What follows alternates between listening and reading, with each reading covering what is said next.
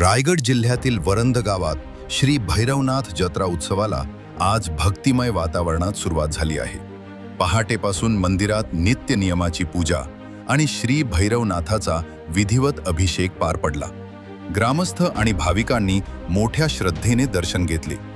सकाळी भव्य महाआरतीचे आयोजन करण्यात आले। आरतीनंतर भाविकांना गोडाचा नैवेद्य आणि महाप्रसादाचे वाटप करण्यात आले। भैरवनाथाच्या नावानं चांगभलच्या जयघोषाने संपूर्ण परिसर दुमदुमून गेला।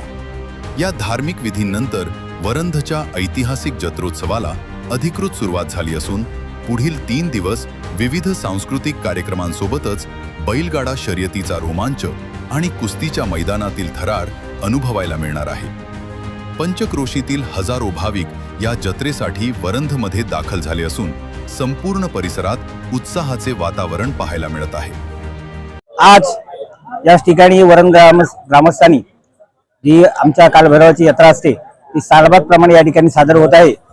तरी आजच्या कार्यक्रमाचं जे नियोजन आहे ते नियोजन अशा पद्धतीचं आहे की सकाळी या ठिकाणी अभिषेक झाला, अभिषेक नंतर महाआरती झालेली आहे देवाची। महाआरती नंतर आता गोड प्रसाद झालेला आहे।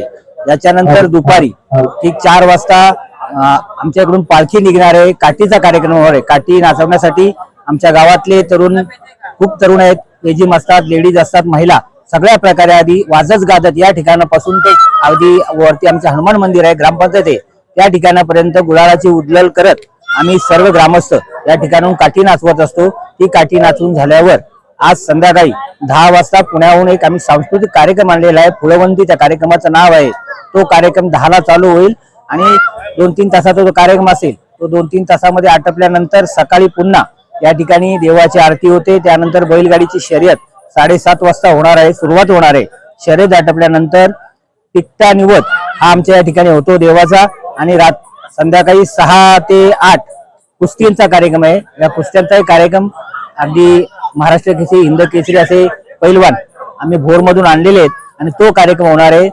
बरेचसे म्हणजे मान्यवर लोकांनी या ठिकाणी उपस्थित राहणार आहेत आणि त्याच्यानंतर महाआरती होऊन कुस्त्या संपल्यानंतर बक्षिसाचं वितरण झाल्यानंतर जे मान्यवर येतील त्यांचा सत्कार होईल। त्यांचा सगळ्यांचा सत्कार झाल्यानंतर महाआरती होऊन या कार्यक्रमाची सांगता होते। समाजाचे जत्रा यात्रा निमित्त सर्व गावकरी, सर्व समाजाचे बांधव, सर्व कुस्ती हे कार्यक्रम, पालखी सोहळा सर्व हे समाजाला व्यवस्थित असतील, सर्व मिळून सर्व कार्यक्रम करत असतात।